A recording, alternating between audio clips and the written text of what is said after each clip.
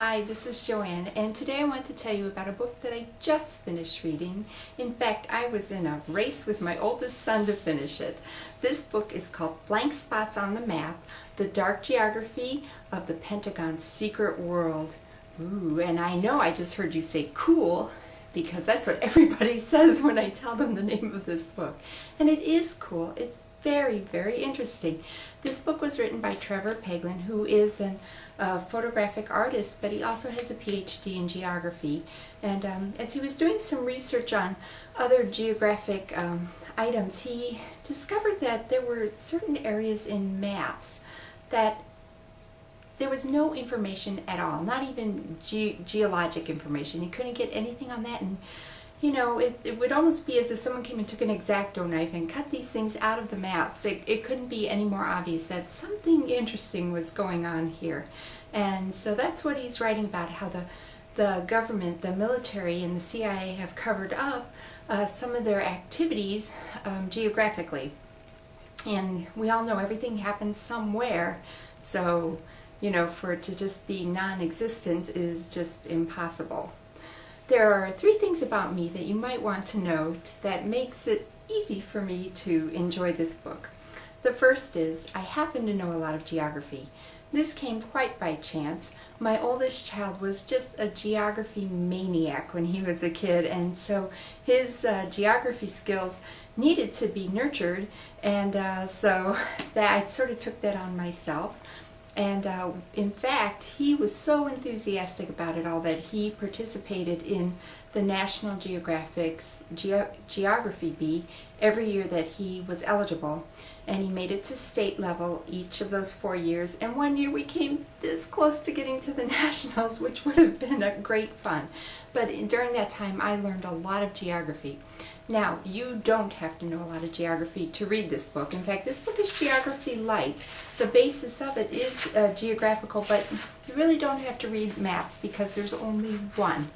And this one just highlights the different places that he happens to have researched and talks about. And I think, you know, maybe I was expecting a map of Area 51, right? This building is for this, and this building is for this, and if you climb over this mountain, you're going to get there. But that wouldn't be the case. And, you know, if he put out maps like that, I don't think he'd be around very long.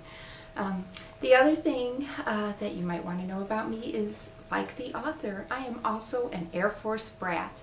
So the names of military aircraft do not intimidate me. And military acronyms and secret code names, oh, I'm not afraid. Bring them on. And this book, for me, was easy to read. In fact, it sort of took me back in time a little bit to the time when my dad would talk in all these acronyms all the time. But I don't think it would be that distracting to someone who wasn't, who didn't grow up in the military. So I think he would still have a good time. I'm interested to hear what my son thinks of that. And the last thing you might want to know about me that makes this book very fascinating for me is maybe, now I'm not telling you for sure, but maybe I have a secret desire to be a Bond girl. Well, actually, I'd rather be Bond himself, but then I would look ridiculous in an evening gown, so, you know, let's just leave it at, I happen to like to read about espionage quite well, and this book is certainly full of espionage and intrigue, and the amazing thing is it's real. And so in this book he talks about various places where the military has conducted covert missions, and especially the Air Force.